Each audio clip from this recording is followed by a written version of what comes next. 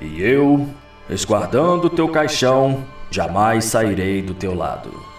Não enquanto teu descanso durar, não enquanto a suave luz do Pai ainda acolher, até chegar o dia do teu tão aguardado despertar.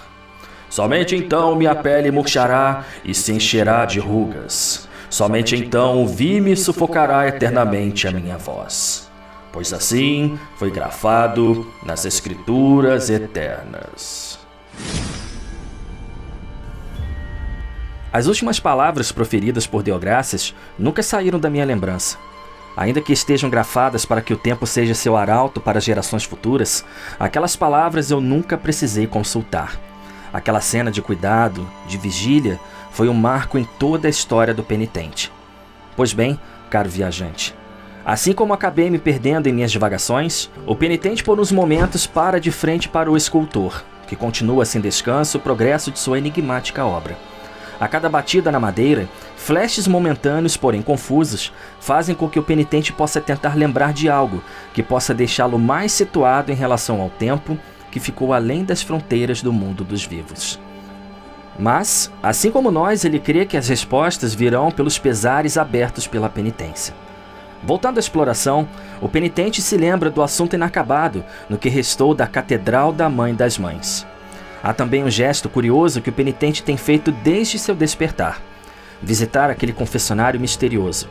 Parece que após tantas batalhas, o fardo de tantas mortes começa a pesar sobre seus ombros, ao mesmo tempo que o fato dele estar mais forte, sua aura mais intensa, deve-se ao detalhe que orna seu braço direito.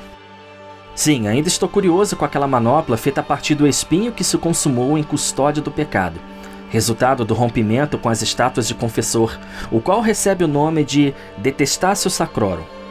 Ao mesmo tempo que aquele ato de heresia, o rompimento com os ritos que sua irmandade seguia através dos tempos, vejo que tal transição rendeu frutos à condição atual do penitente. Será que foi esta a força motriz de sua ressurreição? Diferente do penitente, minhas pesquisas continuarão para que em breve eu possa atualizar você quanto aos meus relatos de um penitente. Pois bem, seguindo em frente, o penitente resolve visitar aquelas irmãs ocultadas por suas vestes. Ao ver que seus resgates têm obtido êxito, a matriarca pede que mais um tributo seja honrado, oferecendo assim mais uma melhoria sobrenatural ao Prior. Hora de continuar nossa jornada, e o penitente teleporta-se de volta à Mãe das Mães, onde escadas e até espelhos místicos que servem como atravessadores permitem a progressão por aquele lugar decadente. Mas então, o penitente chega até o local que lhe traz mais dolorosas lembranças, onde a visão do vazio é preenchida pelos sussurros que pairam ecoando em torno do que restou da árvore nodosa. Doloroso, pois nosso grande amigo Deogracias contemplava de tempos em tempos aquele lugar. O penitente faz o mesmo, na esperança de ter algum sinal daquele que guardou com zelo seu descanso naquela caverna. E ao fitar aquelas raízes secas, a voz de Deogracias se faz presente recontando fragmentos do momento em que pela primeira vez estivemos aqui diante do monumento sagrado. Ao mesmo tempo, uma outra voz que ouso dizer que pode ser de Escribá também se faz ouvir, dizendo palavras de abandono. Mas a frase que mais norteia aquele lugar mais uma vez é proferida em alto e bom som. Minha grande culpa. Tudo silencia e o penitente continua sua jornada. Seus passos apressados agora são o único som presente naquele grande salão abandonado pelos atos de seu tempo, onde o sagrado e o profano colidiram em uma grande sensação de algo que permanece inacabado. As salas seguintes transparecem parte das minhas palavras, pois as paredes de carne feitas com o corpo dos fiéis que não conseguiram ultrapassar a fronteira da morte servem como barreiras que bloqueiam qualquer tipo de invasor. Ruego del Alba reage quando o penitente passa diante delas, e ele sente que finalmente pode estar perto da origem daquele grito assustador, e ele sabe que qualquer que seja ameaça deve ser obliterada para trazer um pouco de paz para aquele lugar profanado. Mais uma vez, o penitente sente uma energia similar à do escultor, e ao entrar naquela sala, se depara com mais um ser amaldiçoado. Um feiticeiro suspenso por 2 escravos que conjura magias que cortam a alma dos mais fracos. O penitente parte agressivo e, ao liquidar a ameaça, encontra mais uma das peças de trabalho de montanhês, uma lixa de conchas de prata. Ao tocar aquela peça, mais uma visão é apresentada. Sua última obra, parte 4. A mulher foi fatalmente ao chão, abraçada pelo piso de pedra. Ambos os homens entraram em pânico, mas era tarde demais. Ela já havia sido consumida pela agonia.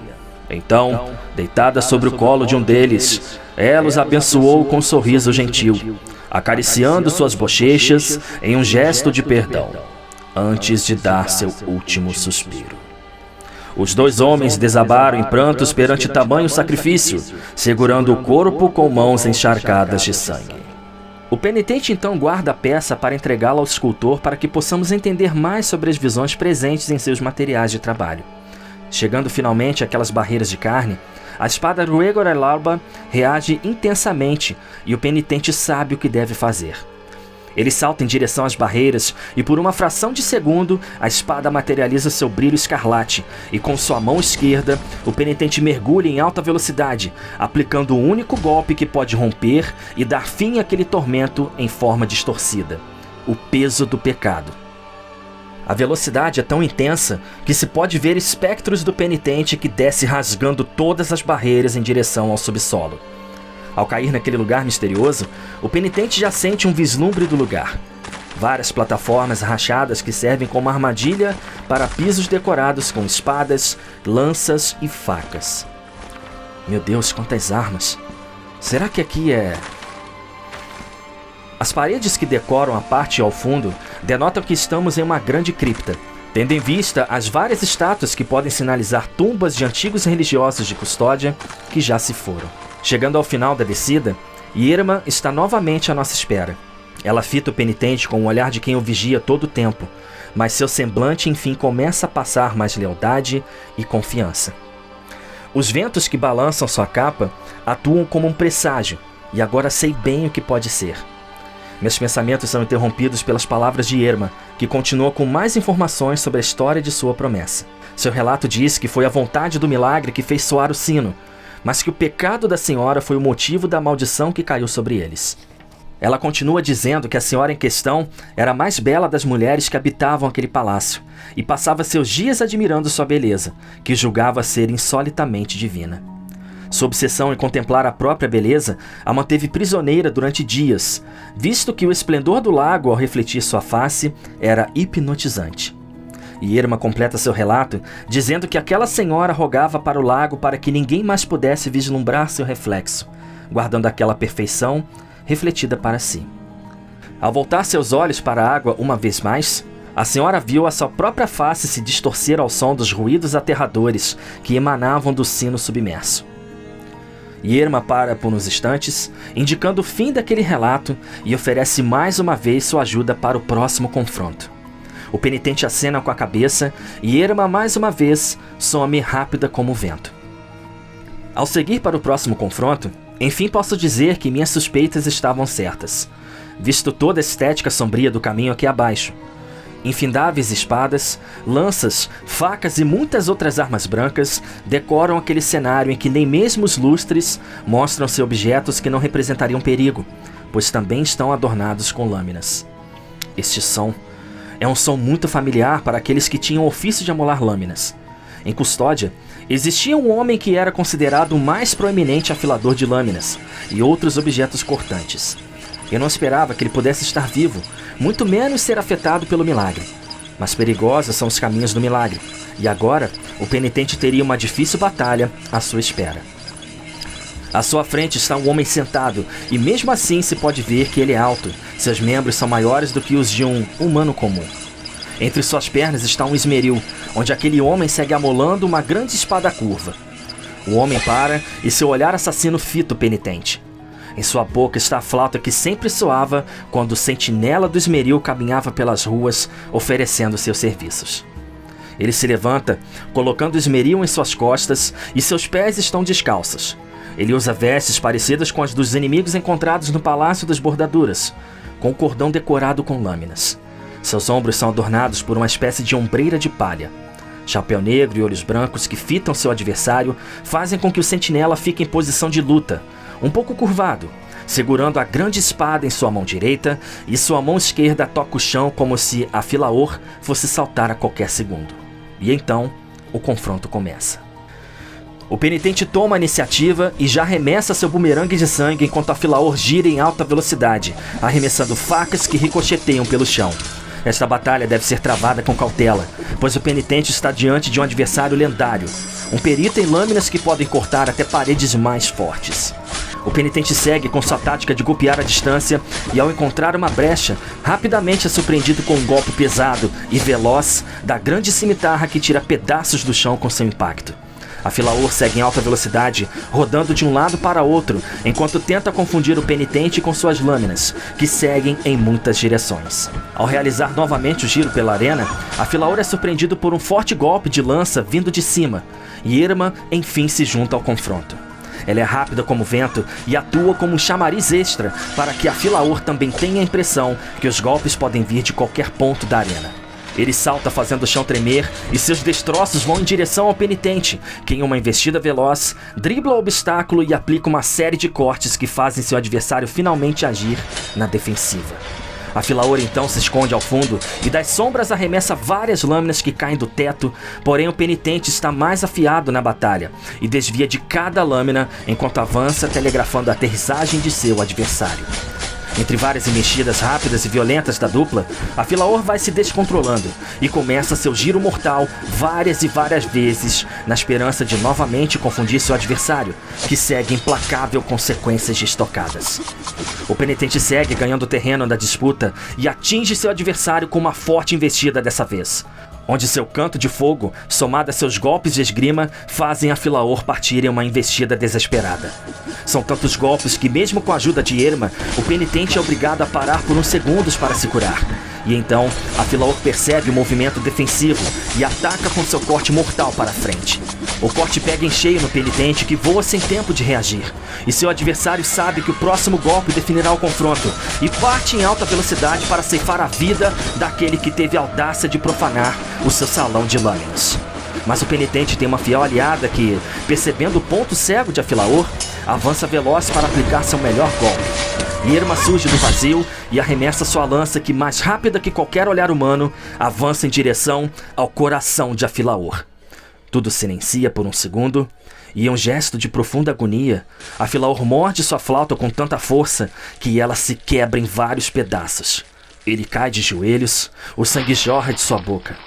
Seu esmeril cai em pedaços e do local do ferimento surge o fogo sagrado que termina de purificar aquele que um dia foi o mestre das lâminas, que cai inerte no vazio. Afilaor deixa de existir.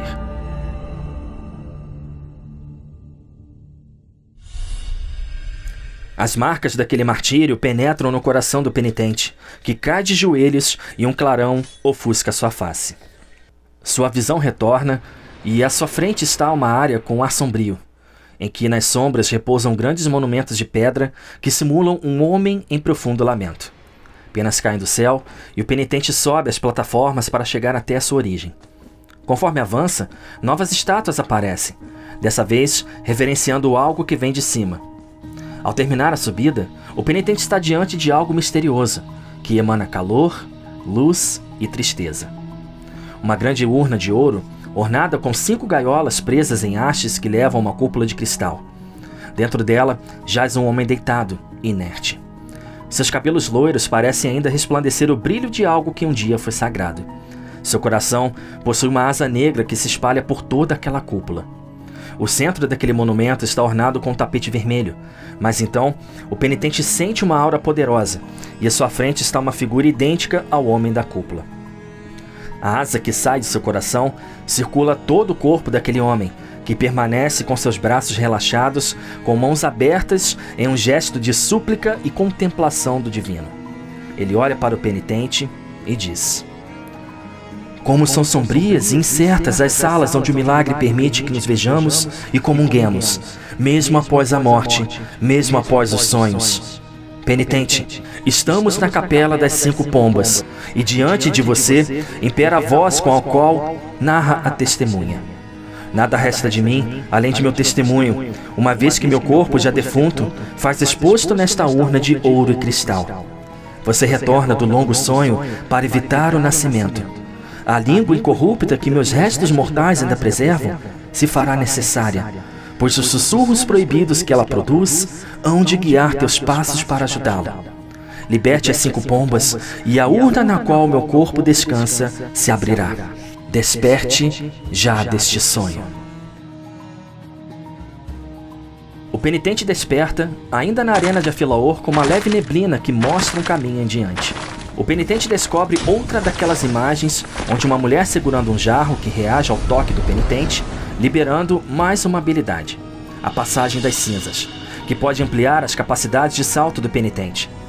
Isso, meu amigo, se fortaleça, pois as ameaças estão por perto e você deve estar preparado. Sua cimitarra também reage à nova habilidade e atua como um vento-guia até uma área inexplorada que possui uma daquelas estátuas vistas na caverna, onde ao ajoelhar, o penitente sente uma ressonância e o novo poder da Ruegor Alaba também é desbloqueado. Ao voltar para o ateliê do escultor, o penitente entrega a lixa de concha de prata, e Montanhês manifesta seu agradecimento, dizendo em um tom eufórico que agora sua obra pode ser polida de um jeito que ficará tão suave quanto a pétala de uma flor seca. A penitência continua e, revelando novos caminhos, Custódia segue nos contando um pouco da história de seus habitantes, especialmente com as imagens de madeira, vitais para manifestar as melhorias que o retábulo possa oferecer. Uma delas, a Peregrina, nos presenteia com a riqueza de palavras relacionadas à ordem que nosso saudoso Redento serviu com tanto fervor. Compartilho com você o relato, que diz: Ando com os pés descalços, com as 2 mãos amarradas nas costas, sem nenhuma companhia além da minha fé e esperança, como diz a nossa lei. A luz do sol queima minha testa, a poeira cobre meus pés feridos, o vento bate forte em meu rosto. Mas as adversidades não acabarão com minha força de vontade, pois sei que a cada passo me aproximo de meu destino, que ainda ignoro, mesmo sabendo que ele me aguarda conforme os desígnios da alta graça. Pregador de nossa lei, crença da ordem dos peregrinos, genuflectores. O penitente abre caminho mais uma vez em direção ao Palácio das Bordaduras e encontra mais uma peça à parte do retábulo, mas esta apresenta um relato que remete ao passado que envolve 2 figuras queridas e muito conhecidas por ele. A Tormenta. Não chore mais, meu irmão. Embora eu tenha que partir, a minha alma sempre cuidará de ti. Não importa o quão vasto seja o abismo que nos separa, minha voz sempre encontrará uma forma de ecoar em teu coração, disse Perpétua a seu irmão Esdras. Enquanto ele abraçava a cabeça de sua irmã com seus braços trêmulos, os olhos dela se fecharam pela última vez. Então, Esdras atendeu a seu pedido e cessou seu pranto. Eu imagino a lágrima de sangue que com certeza correm em sua face oculta pelo elmo, caro amigo. Mas nossa penitência continua. Mais à frente, o penitente nota algo incomum. Na mesa dos 2 idosos, quando ele passou pela primeira vez, Cástula estava resmungando frente a uma ossada, e agora é exatamente o oposto, o homem que encara a ossada de Cástula. Um homem com vasta barba branca que se identifica com o nome Trifon. O penitente então experimenta ir e voltar pelo lado oposto, e quando faz, Cástula volta ao normal, restando outra vez a ossada de Trifon com a cabeça caída sobre a mesa. Ao entregar o pergaminho do ancião, o penitente parece que quebra algum tipo de encantamento, pois Cástula, imediatamente em um semblante de desespero, diz que não escuta o irmão, e pouco antes de receber a memória de Trifon para completar mais uma parte do retábulo, o penitente vai embora, ouvindo a voz chorosa de Cástula, que diz: Não me deixe! Fique! Ainda que com intrigas e reservas! Não ouço mais sua voz! Será que você se foi? Ou é mais uma de suas farsas? Sim, caro viajante. Custódia continua sendo palco de muitas histórias tristes, encontros inacabados e indivíduos que devem conviver com as consequências de adorar algo que corrompe a crença alheia com seus mistérios, que se mostram de acordo com o desejo, ainda que distorcido, de um coração que clama aos céus por atenção. Ao retornar para o ateliê do escultor, o penitente vê que sua obra está cada vez mais perfeita, onde a madeira, pouco a pouco, vai dando vida a algo que foi concebido por uma força maior. visto que o próprio montanhês parece estar hipnotizado por sua arte. Suas mãos se movem sozinhas com uma destreza sobrenatural, sem perder ritmo, funcionando como um relógio que nunca para. Seguindo sua jornada, o penitente retorna até a santa com cabelos carmesim, e ao lhe entregar um fragmento de cristal banhado em prata, ela por um instante olha para o penitente e diz, enquanto os querubins continuam a puxar sua carne: Meu peito foi invadido por uma forte culpa, e pude ouvir a voz do milagre. Uma voz que não precisava de palavras ou sons para ser entendida. Ela falou sobre uma penitência que faria meu corpo crescer até se tornar uma grande estátua. Que ela esvaziaria minhas entranhas até não sobrar mais nada além de ossos, envolvidos em um veludo carmesim. Que ela abriria minha pele como se fosse um manto abençoado, revelando o esqueleto vazio em seu interior. O penitente acorda então de seu transe momentâneo e o vaso de oferendas já está cheio de seu sangue novamente. Ele então caminha até a santa com cabelos carmesim. Apenas a respiração coordena seus leves movimentos, enquanto sua pele pouco a pouco segue sendo separada de seus ossos. Ela então modifica os frascos de bile do penitente, que volta a seguir sua jornada. Superando um trecho de difícil acesso, repleto de inimigos e principalmente partes que nasceram da união distorcida de pedra e plantas, o penitente adentra o local conhecido como o Coral dos Espinhos, que já lhe chama atenção por um estranho fenômeno. O grande lago ao fundo reflete uma cidade, que parece ser bem volumosa, mas ao olhar para o que seria a fonte do reflexo na água, só existem montanhas, mas nenhuma cidade. O penitente por um instante pensa que pode ser alguma anomalia do tempo, mas as folhas caem normalmente das árvores e o vento leve faz com que a água se movimente, mas o reflexo continua lá, como se chamasse pelo penitente, pois ele sente algo sombrio que pouco a pouco quer invadir sua alma. Seus passos são interrompidos por corvos, que ao grasnar, oferecem uma saudação solitária e encaram o penitente que vai seguindo floresta dentro. O Coral dos Espinhos mostra-se um lugar tenebroso, onde os penitentes menos habilidosos sucumbiram diante da forte carga espiritual daquele lugar. Tendo em vista seus corpos nus, que presos em troncos nodosos, projetam almas atormentadas que atacam quem ousa passar diante delas. O penitente, com golpes certeiros, passa destruindo os troncos para que possa dar um pouco de paz aos irmãos que pereceram diante dos troncos amaldiçoados. O lugar segue cada vez mais opressor, com bruxas com cestos repletos de itens de rituais e corujas espectrais que atacam conforme sua vontade, humanoides com turíbulos que esmagam o chão marcado pelo tempo e monstros que estão presos a instrumentos antigos de tortura, como a tábua que prende cabeça e mãos, fazendo como que se tornem alvo do escárnio e falsa piedade dos fiéis sem esperança. Há também inimigos que rolam pelas paredes para cima, para baixo, num circuito sem fim. Ao olhar com atenção, pode-se ver que naquela esfera de troncos está uma criatura que lembra um bebê deformado.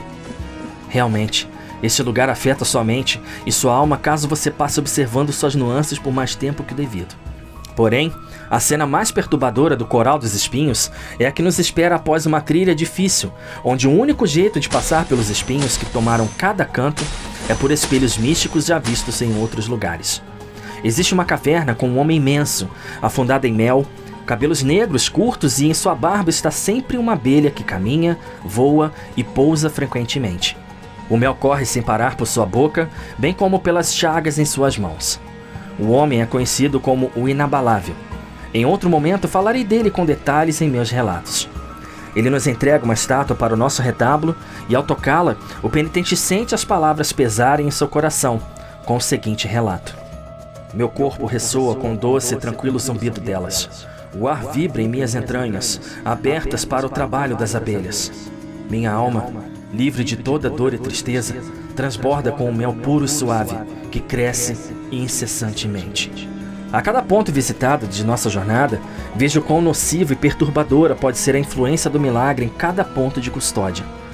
Tantas almas condenadas, tantos olhares interrompidos pela solidão, pelo exílio. O penitente segue até encontrar mais um elevador que nos leva de volta à Coroa das Torres. E é hora de encontrar o nosso próximo adversário.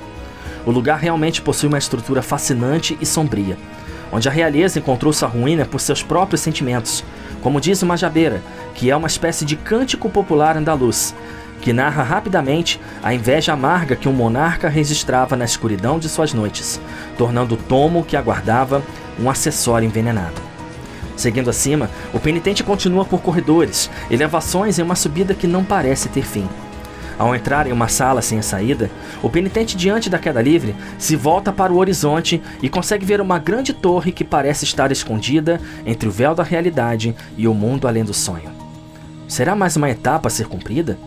Ele não tem tempo para conjecturas e volta sua atenção para encontrar o caminho certo. Finalmente, o penitente sente uma energia opressora que vem da sala onde estão os sinos da coroa das torres. E ao adentrar a sala, lá está seu próximo oponente. O homem robusto, com armadura dourada. Possui uma veste azul que cobre suas pernas. Porém, seus braços e ombros são ornamentados com retratos de possíveis santos. Em seu braço direito, o homem empunha um imenso retábulo com 2 lados, cada um com uma imagem litúrgica. Mas a que consigo identificar é um que guarda uma mini estatueta com um elmo de capirote, assim como o cavaleiro à nossa frente. Mas aquela armadura possui um detalhe macabro. Em seu ventre há uma cúpula de cristal que guarda a cabeça de um homem em seu interior. A feição sem vida daquele semblante recluso imediatamente começa a mudar ao perceber a presença do penitente.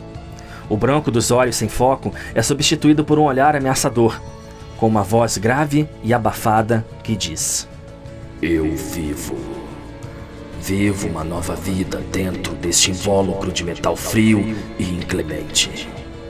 Vivo neste cárcere em forma do que há muito foi o meu corpo.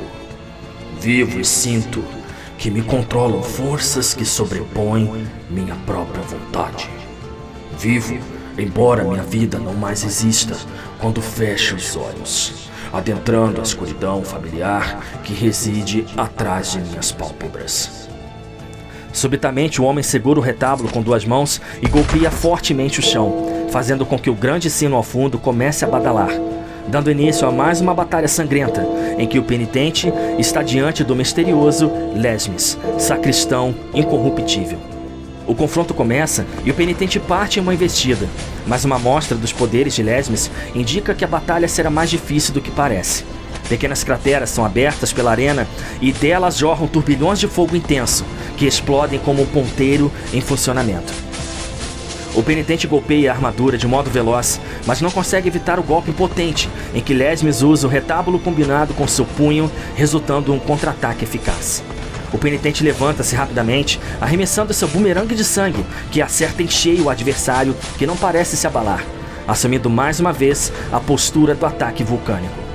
O penitente continua de maneira franca e agressiva, aplicando golpes cada vez mais velozes, e Lesmes demonstra mais uma extensão de seu poder. Flutuando, ele conjura bolas de fogo que giram em torno de seu corpo, como se fosse um grande escudo circular.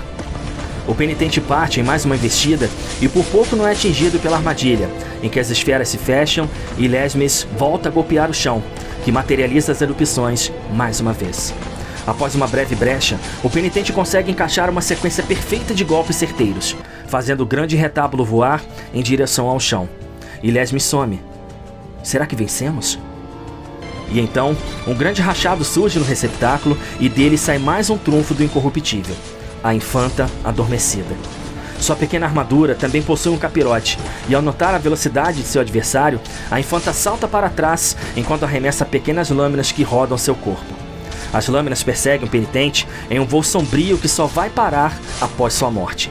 O penitente não se deixa intimidar e continua sua investida implacável, fazendo sua adversária mudar de tática outra vez. A infanta convoca de volta suas lâminas, que agora também serve como roda, aumentando a velocidade. É hora de começar a mesclar técnicas. O penitente invoca Veredicto e seu turíbulo mais uma vez manifesta aquela que condena seus adversários. A infanta recebe um golpe perfeito, e então algo surpreendentemente acontece. Ela levita com seus braços abaixados e suas mãos abertas agem como um gesto de invocação, fazendo com que o chão trema e quebre, liberando um turbilhão de fogo que, ao se dissipar, revela o improvável. Lesmes está vivo.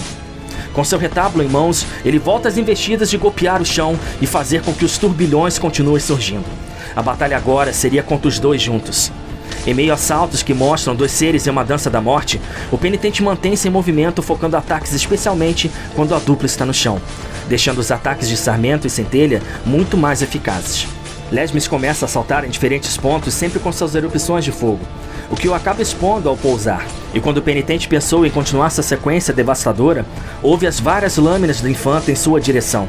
Rapidamente ele vira com suas espadas em posição de defesa e bloqueia a investida, enquanto a dupla mortal segue confundindo sua atenção.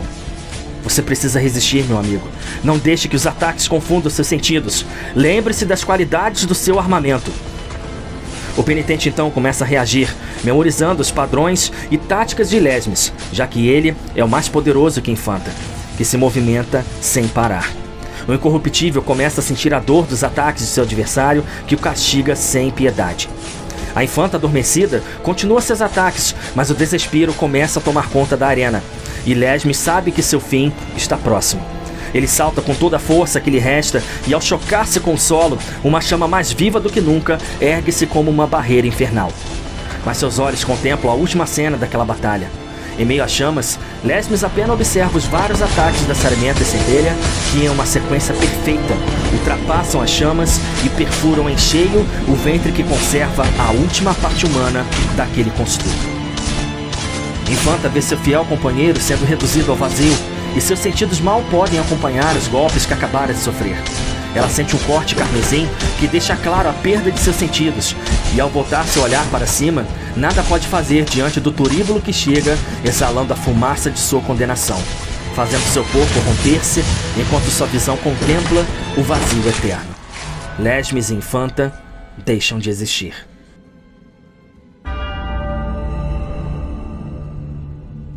Logo em seguida, a mesma sensação. Uma marca do martírio preenche o coração do penitente, que cai de joelhos presenciando mais uma visão além do sonho.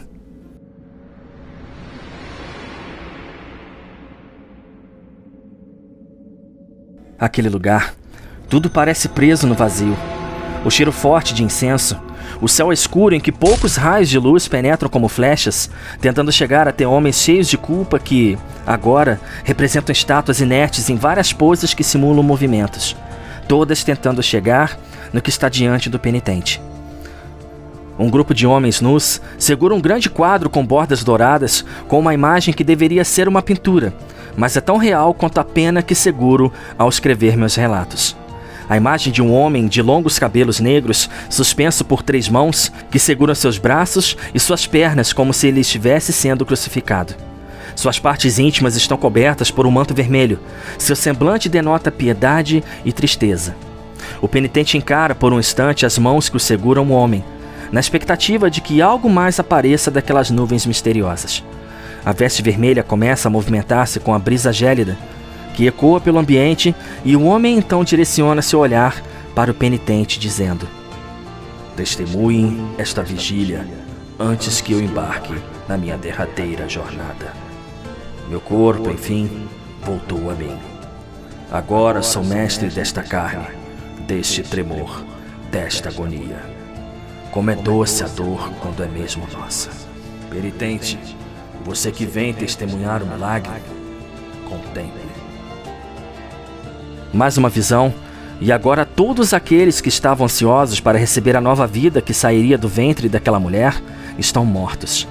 Somente 2 estão com vida, entre eles o marido e agora o pai, de joelhos chorando aos céus a tristeza de ter sua amada inerte em seus braços. E aquele homem, o híbrido do sagrado e do humano, de joelhos com suas mãos repletas de sangue. A grande asa que sai de seu peito envolve seu corpo como se fosse uma capa. Seu olhar indiferente reflete o ato consumado.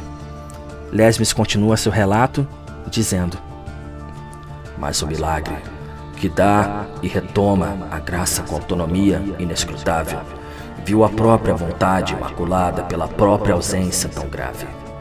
Divergindo em sua mais nova obra, ele conferiu à criança, que também era sua prole, a bênção da deformidade.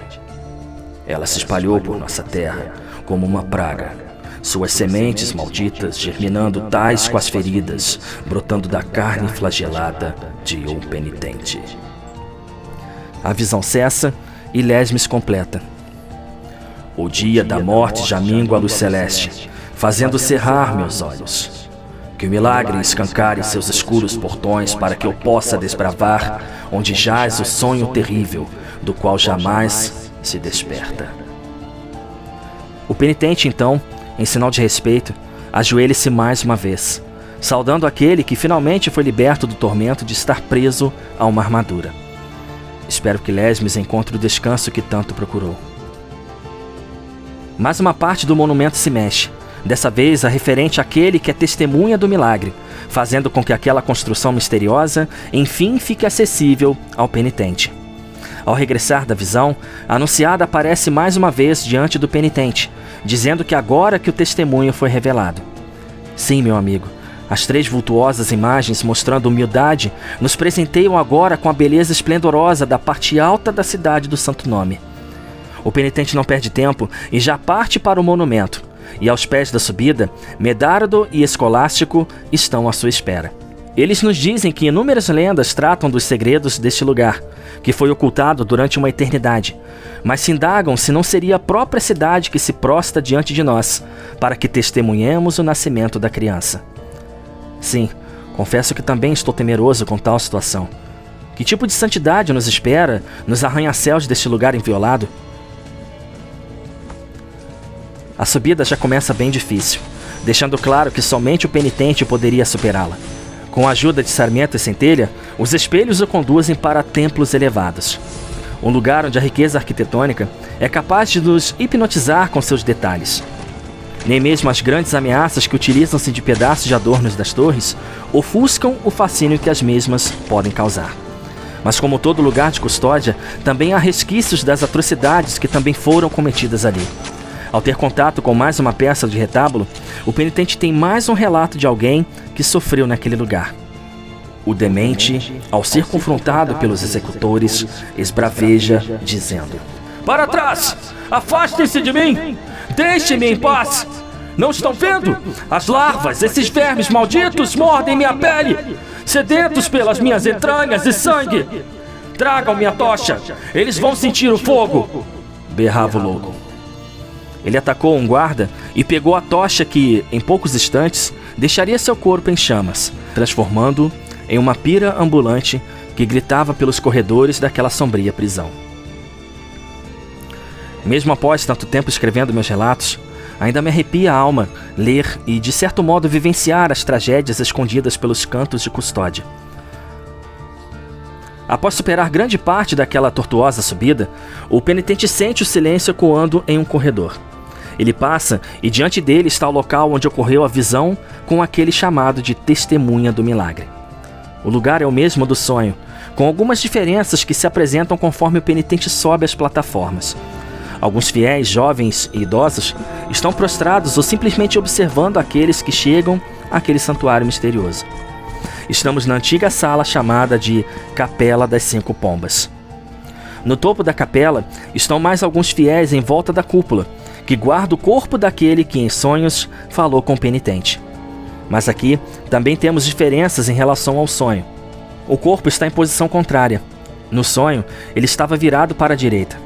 2 grandes retábulos compõem aquela espécie de altar, sendo a esquerda com um grande busto da mãe e a direita com o do pai. E acima, nas gaiolas que guarnecem a cúpula, estão 5 pombas presas, mas que estranhamente emanam uma energia incomum. O penitente aproxima-se da porta ao lado da mãe, mas ao tentar abri-la, ouve em seus pensamentos a frase: Siga as batidas do coração que anunciam o nascimento. Ao dirigir-se para a estátua do pai, é abordado por um fiel que diz: Penitente, receba com júbilo esta dádiva, que uma voz cândida me pediu em sonho para conferir a ti. A quem pertence essa voz, jamais saberei. Ele então entrega a chave do peregrino e completa clamando: Ó, coração que se abate dos céus, o que espera de nós? O penitente se sente compelido a ajoelhar-se mais uma vez, sendo transportado para o sonho. Ele volta a subir as plataformas, mas dessa vez penas caem suavemente do topo. Ao chegar, a testemunha do milagre o encara como se estivesse aliviado com a chegada do penitente ao seu local de descanso. O milagre demonstra sua misericórdia e concede a esta sombra o direito de falar. Jamais compreenderei por que razões elevadas coube a mim testemunhar e narrar os eventos por meio dos quais o milagre buscava retornar a nós. Afinal, muitas eras passaram desde que ele nos abandonou. Ele olha a chave nas mãos do penitente e continua. Oh, vejo que meu pedido foi atendido e que o peregrino abençoado a você entregou minha oferenda. Abra as gaiolas cujas chaves foram roubadas. O penitente fica no centro da grande cúpula e a testemunha do milagre profere com um tom de propriedade. Pomba, que pega para si a cor do corvo, fuja do cárcere Flavo. A primeira gaiola da esquerda para a direita se abre e a pomba sai em alta velocidade para ganhar os céus novamente. Outra visão aparece e no centro da grande cratera que fica em volta dos templos altos, uma grande torre começa a projetar-se ganhando matéria mais uma vez. O penitente então acorda de mais uma visão e parte em busca da torre misteriosa. Mas antes é hora de conferir a situação das irmãs e pagar mais um tributo, o que agora dá a capacidade de viajar entre os Pridos. Coroa das Torres. Por uns momentos o penitente para um pouco e pensa olhando para aquela imensidão. Quantas pobres almas perdidas! Quantos homens vencidos pelo desespero, pela busca deste lugar, que insistem em ocultar seus segredos. E um deles, o penitente estaria a um passo de descobrir. Partindo da arena onde aconteceu o confronto com Lesmes e Infanta, um pouco abaixo há uma ponte agora materializada pela conexão com a primeira das 5 pombas, onde agora o penitente pode passar. Medardo e Escolástico, sempre solícitos, observam enquanto o penitente segue em direção da torre. Ao entrar, uma estranha galeria repleta de quadros de homens sem cabeça, sem braços e sem pernas. Eles vestem apenas estolas e, ao perceberem a presença do penitente, já partem para o ataque. Apesar de sua agilidade, os quadros são ceifados rapidamente, pois o penitente tem pressa. Conforme segue adiante pela torre, tudo vai ficando mais perigoso e perturbador. Agora, ao invés de quadros, os inimigos se movimentam livremente pelo ar, portando lâminas afiadas e uma velocidade impressionante. Estamos no temido lugar conhecido como a Basílica das Faces Ausentes. Há também algumas esferas feitas de almas perdidas enlaçadas pela condenação em comum, que também querem a alma do penitente, que escapa entre as paredes, que não respeitam as leis do espaço, e o teleportam por várias partes das salas que se seguem. E então, mais uma ponte conectando a Basílica Descoberta à Coroa das Torres, leva o penitente a mais uma melhoria que é mostrada pelo destino. Uma estátua como as anteriores, mas com uma leve brisa que corre por seu braço, segura um vaso que, ao ter contato com o penitente, manifesta seu poder, onde agora vejo que não só as armas o ajudam, mas também as forças ancestrais como o vento, que manifesta sua piedade, presenteando o penitente com o dom de cortar o ar ao saltar para a frente. De volta à Basílica, após superar as mais variadas armadilhas presentes até o fim da subida, o penitente fica diante de um abismo.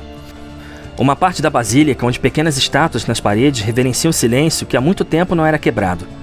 Há uma espécie de elevador, e ao subir nele, um grande tremor toma conta de toda a área, em que na subida, outro elevador se apresenta, mas os olhos atentos do penitente só prestam atenção na visão diante de seus olhos. Um corpo nu de uma mulher deitada, aparentemente sem vida, voa coberto por um grande manto branco. Seus braços estão fechados para o peito e suas mãos unidas em um gesto de oração. De repente, uma voz idosa, trêmula, mas com um aspecto sombrio, se manifesta do vazio. Recitemos juntos essa titânia interminável, cujos versículos nos acorrentam a uma oração perpétua que transcende a própria morte. Junte-se em mim em perpétua oração. Subitamente, o corpo da mulher põe-se de pé no vazio, e o grande manto branco toma a forma de uma mortalha com capirote. Aquela presença é coberta de branco da cabeça aos pés. Sua mão direita cobre os olhos da mulher moribunda e uma coroa espectral paira sobre sua cabeça.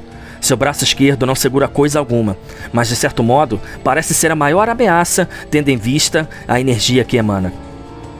Um tecido translúcido cobre aquele corpo envelhecido pelo exílio. Os elevadores começam a subir sem parar e então começa o duelo contra ela, Benedicta da oração perpétua. O penitente começa o duelo invocando o veredicto e imediatamente acende o fogo sagrado de seu turíbulo, aplicando golpes agressivos contra Benedicta, que desliza suave, porém veloz pelo ar. Ela então começa sua investida. Com suas 2 mãos, pressiona o crânio da moribunda, fazendo surgir 2 grandes retábulos, que transformam-se em armadilhas cortantes espectrais, cortando o ar em busca do penitente, que sofre ferimentos leves. Benedicta se antecipa, fazendo com que pequenas cabeças deformadas formem um círculo em volta do penitente, que as destrói enquanto também é penalizado. Percebendo-se que deve ser mais rápido para poder vencer essa batalha, o penitente decide mudar a tática e, usando Sarmenta Centelha, parte velozmente para golpear Benedicta, que o se movimenta todo o tempo.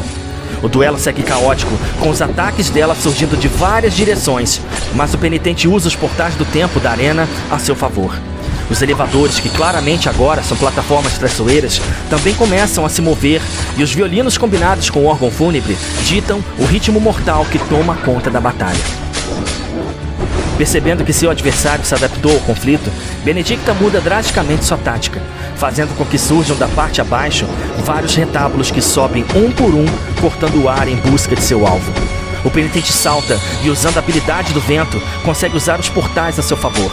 A música, que é tocada sem parar, alcança notas altas que poderiam facilmente fazer alusão ao tormento causado à mente da moribunda, que, em simbiose com Benedicta, conjura várias e várias cabeças e outras mágicas, mas o penitente segue focado, mesmo enfrentando as dificuldades de sua adversária mais difícil até o momento.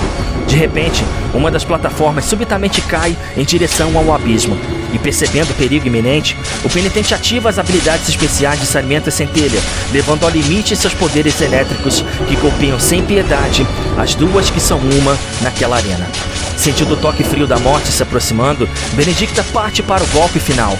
Voando acima de seu oponente, as 2 conjuram um conjunto afiado de retábulos, que sobem e descem ao mesmo tempo. Mas Benedicta cometeu o maior dos erros neste momento, ficando exatamente acima do penitente. Ela não esperava que seu melhor golpe agora encontrava o ângulo perfeito. Segurando firme sua espada, o penitente golpeia o chão, invocando aquela que foi sua principal arma contra Escribar no passado: a oração Débora das Luzes!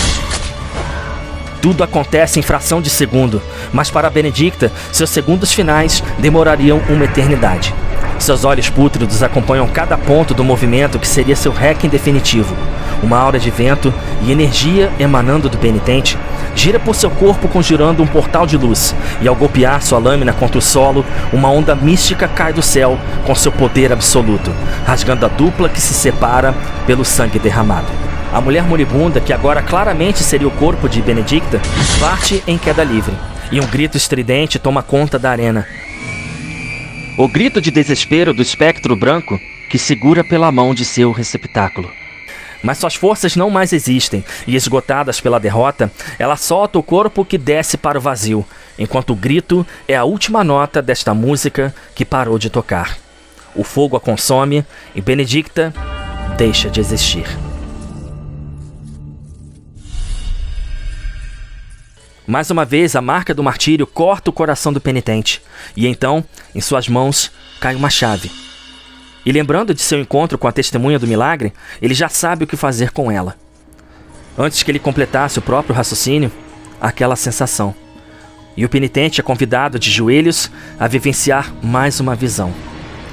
De volta à Capela das Pombas, a testemunha do milagre está à sua espera. Vendo a chave na mão do penitente, ele, com um semblante de alívio, comenta: o milagre almejava criar um novo ícone, encarnado para por todos ser reverenciado. Um símbolo em que todos os nossos apelos, fé e desejos comunguem a fim de que nossa força, atenuada e quase extinta, cresça. O penitente, então de posse da chave, fica no centro como anteriormente, e a testemunha do milagre ordena mais uma vez: pomba, que pega para si a cor do corvo, fuja do cárcere Flavo. A segunda gaiola da esquerda para a direita se abre e, voando para a liberdade, a pomba liberta algo extraordinário. Emerge das águas um imenso santuário, uma cidade há muito esquecida pelo tempo. Ornada por 2 torres, sendo a esquerda quase toda destruída pelo passado, a principal entrada encontra-se repleta de algas, e sua frente, uma estátua de um homem que parece ser um pensador, denota nosso próximo destino. O mar calmo, o vento misterioso e o céu que agora permanece nublado. O penitente enfrentou adversários que seriam aliados muito interessantes 1000 anos atrás. Habilidades únicas que poderiam evitar muitos massacres que presenciei enquanto acompanhava cada passo daquele que voltou dos braços da morte. Sim, meu amigo, me alegro com seu progresso, mas algo me diz que os confrontos mais desafiadores começam a partir de agora. E se este lugar que emergiu daquelas águas profundas for realmente o que estou pensando, o membro mais poderoso da Irmandade reunida por Eviterno está à nossa espera. Aquele que comanda as águas, um dos maiores guerreiros que já existiam em Custódia. Permaneça com fibra, guarde sua fé, pois ela que será a força que te guiará contra os caprichos das forças malignas que orbitam cada canto que tu passas.